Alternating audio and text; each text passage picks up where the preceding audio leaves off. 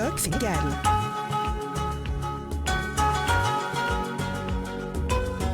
Alors Sophia ba tey ci xibaar yi gën a fës ci internet bi bokk na ci insécurité. Exactement, et c'est une vidéo bu doy waar moo dugg ci toile bi démb une agression filmée ou vue et su de tout le monde en plein jour ñu xool vidéo bi soog a xool commentaire yi.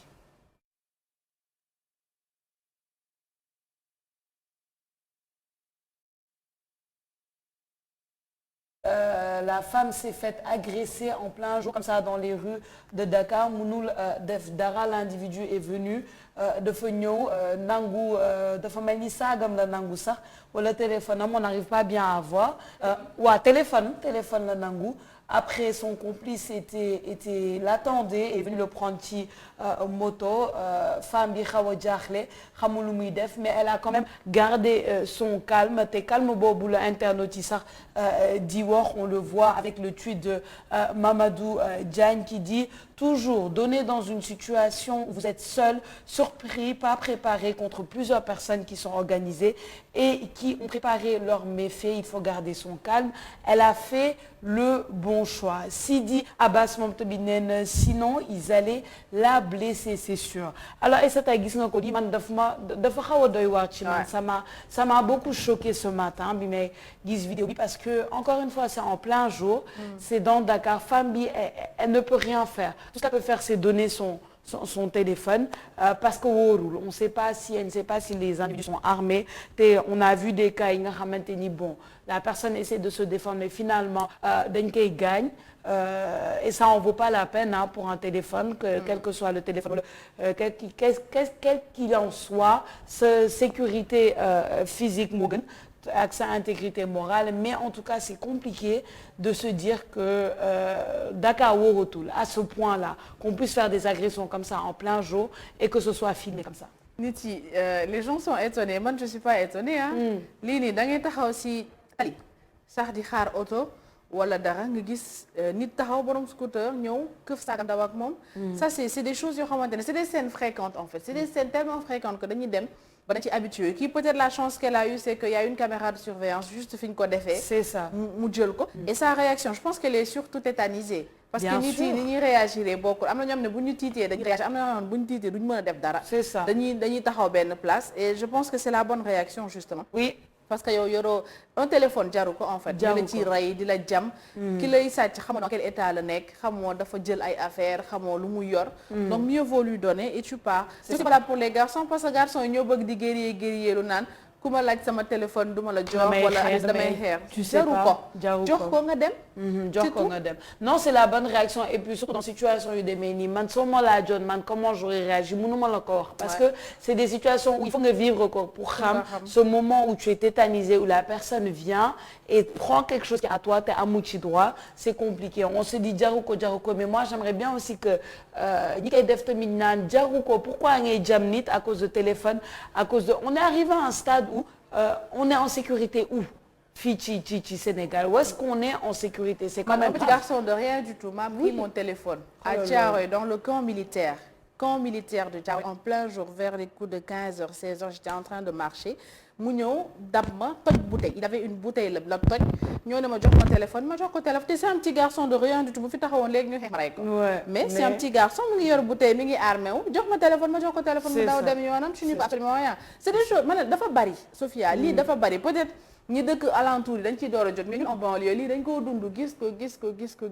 ko nit yi nekk fa terewul mu am nit yi ñàkk fa nekk terewul mu am ici au point il fut un temps apparemment c'était comme ça ñun ñaata nit lañ fi agressé on a juste en bas voilà juste en bas ici donc c'est partout c'est Dakar qui est comme ça on est dans l'insécurité suñu xel dalatul na ngay tëju sa biir appartement sax je te dis sa xel du dal bu nit fëggee sax yaa ngi stressé parce que xamoo kan mooy ñëw on est dans l'insécurité totale à Dakar on est dans l'insécurité totale mais man xam nga lan laa ragal justement le fait de se dire c'est Dakar qui est comme ça est-ce qu'on n'est pas en train de normaliser passe benn situation bi nga xamante ni normalul parce que on se dit loo ci ma Dakar moo mel nii l'insécurité est grandissante mais finalement on se complaît dans ça alors que lii c'est très grave soo xoolee image bi c'est très grave et l'individu est filmé il faut qu'il y ait des conséquences caméra de surveillance bi nga xamante ni on a vu xam naa ni policiers yi suñu defee enquête xool avec tous les moyens qu'ils ont xool Fatima indi démb surtout c'est ça exactement reconnaissance faciale.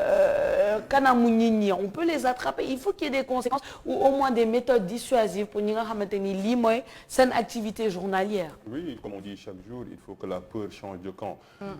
Il y a le professeur, l'historien, professeur Ousseynou Faye, qui a écrit un livre excellent sur les bandits de la Sénégambie, qui montrait un peu lu tax li nga xam ne mooy criminalité ak délinquance di gën a présente dans la capitale. am na si yeneen dëkk yi nag bëri na si yeneen dëkk yi mais surtout dans une capitale c'est d'abord l'agglomération. On parle de 3 millions 4 millions yi nga xam ni ñi ngi dajaloo si biir Dakar. C'est aussi le système de l'anonymat parce que Dakar mën ngaa tasanteeg Aïssata Ndiaye doo ko xam. C'est pas vrai du nekk loolu dans les régions parce que dans les régions tout le monde se connaît. su ma demee bay agressé Aïssata dina xam ni kii Aïssata sama mbokk la dina am benn crainte boo xam si dina ci am quoi dina ma dénoncer. La troisième chose c'est que c'est l'accroissement des richesses si biir capitale parce que capitale soo fi ñëwee rek da nga naan la majorité des richesses fii la nekk. nit ñi am nañ un certain revenu am nañ portable iPhone 13 wala et cetera wala des perruques des matériels yi nga xam ni mooy objet de vol mais rien ne justifie le vol. Rien. C'est un acte de lâcheté. C'est ça. Parfois, on cherche des causes à l'insécurité, à la délinquance, à la criminalité. Le chômage n'est pas une cause. Si c'était une cause, c'était une cause objective, mais n'est pas une cause subjective, une cause principale. Parce que chômage, tu trouves les moyens pour briser ce cycle du chômage. Et trouver les moyens, on dit trouver des moyens licites. Ces gens-là, ñi nga xam ne ñaari nit ay góor bien portant ñoo xam ne si sol nañ ay yére bien portant c'est ça fekk xale bu jigéen agressé ko amuñu beneen qualificatif lu dul c'est de la lâcheté. C'est de la lâcheté. Malheureusement def nañ fi li nga xam ne et moi je dénonce ça parce que gisuñu ba léegi les conséquences positives de leur présence. C'est des agences de sécurité de proximité nga xam ni ñoom bi leen doon recruter dañoo waxoon ni au moins dina assurer la sécurité dans la proximité, autrement dit dans les quartiers. Au moins ñu gis un agent boo xam ne si su fekkee ni jàpp nañ kenn dina am ay li nga wax des conséquences judiciaires mais malheureusement si n'importe quelle heure tu peux te faire agresser. N'importe où maanaam amul benn quartier boo xam si échappé na à ces règles et malheureusement je pense que les forces de l'ordre doivent faire changer la peur de camp parce que bëri na léegi ay jeunes ñu def lii comme métier parce que c'est très facile nga ñëw un jour nga gagné 300 000 400 000 liggéeyoo ñàkkoo sa benn jaasi nga am gis koo xam ne si liggéey na pendant des années pour jënd benn téléphone portable nga ñëw jël ko bon woy nañ ko agresseurs yi sensibiliser na leen mais je pense que il y a rien que la justice pour faire changer la peur de camp. Exactement, la justice doit agir parce que c'est trop facile parce que ni nga ko waxee c'est trop facile Aïssata ki nga xamante ni moom day liggéey chaque jour yoo nga def métier aller nangu alalam loolu man je vois pas la logique qui peut expliquer ça. Je peux comprendre il y a énormément de problèmes dans ce pays le problème de chômage des fois sax nit ñi dañ naan waa mais talibé yi aussi souvent ils sont laissés à eux-mêmes ñoom suñuy màggee qu'est-ce qu'ils ont d'autres choix que justement nekk di agresser nit ñi parce qu'ils en veulent à la société. Oui on peut comprendre mais alors il faut que nos autorités aillent au fond du problème et réduisent l'insécurité parce que quand je lis dans un rapport parce que tu vas m'aider. Oui c'est le rapport de l'Afrobaromètre qui exactement montre que 63% des Sénégalais ont peur.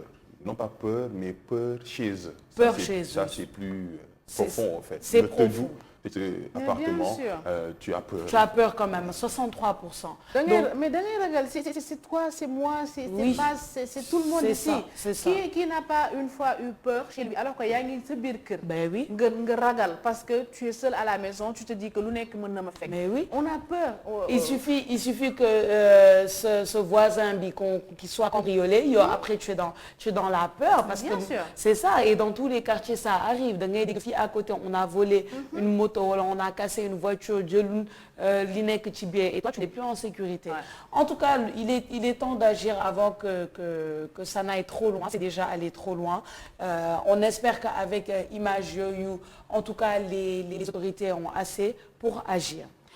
Bon, on va un peu voyager ci yeneen xibaar yi gën a fës ci internet tey on va aller en Tunisie comme ni ko Passe waxee dans la revue internationale une nouvelle qui nous fait plaisir en tout cas Aïssata je pense la première femme à la tête du gouvernement tunisien c'est Farine Dao aussi qui reprend l'information moom nee na la Tunisie a un nouveau premier ministre et c'est une femme Naïja Bouden PhD, c'est-à-dire docteur en géologie, une première dans le monde arabe, en Afrique subsaharienne. La première femme à cette fonction était la centrafricaine Elisabeth Domitien, en espérant que c'est la bonne prononciation. C'était en 1975, justement. Oui, en 1975 que cela est arrivé. Et au Sénégal, ce fut Madame Madior Boye en 2001.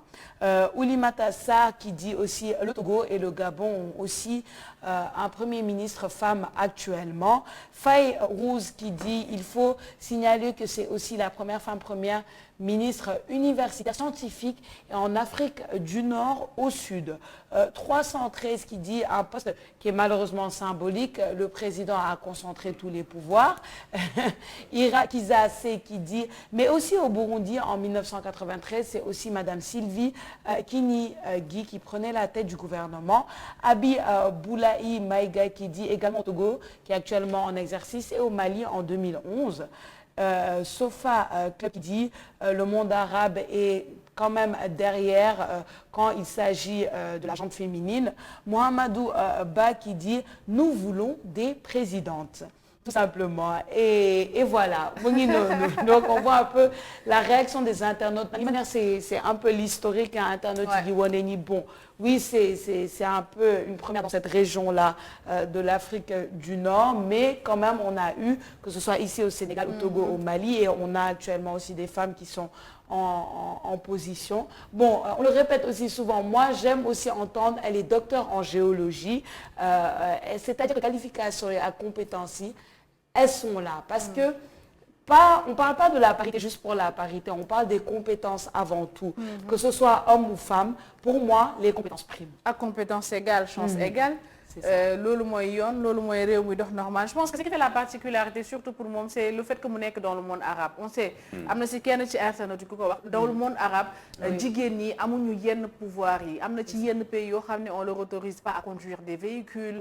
Bari na ay retard yoo xamante ni yeneen réew yi dañ cee raw bu baax a baax li nga xam ne monde arabe et ça c'est un très très grand pas dans ce monde-là. Ça va donner encore plus confiance xale yu jigéen yi nga xamante ne ñooy dund dans le monde arabe yàgg gis ñu opprimer seen ay sœurs seen ay yaay di leen tere yu bari mais bu ñu gisee kenn ci ñoom jàng nekk universitaire c'est important parce que ça veut dire que jàng mooy maye lépp jàng nekk universitaire fi góor ñi taxaw sañ a taxaw wax mu war fa mën a taxaw wax c'est un très grand pas, on salue, on est content et ce qu'on veut c'est des présidentes. On veut des présidentes am na ku ko wax nii et oui et ça montre autre chose avec cette alignée wax ni c'est que des fois le retard ou bien la particularité est plus culturelle qu'autre chose parce que les gens pensent qu'elle est religieuse mais là ça montre bien parce que tu vois des pays comme le Mali, le Sénégal à 96 ou à 95% musulmans ont eu ces choses-là avant des pays comme la Tunisie, donc c'est plus culturel qu'autre chose. Mais merci au président Abdoulaye Wade. Hein. Oui. Merci au président Abdoulaye Wade, le seul président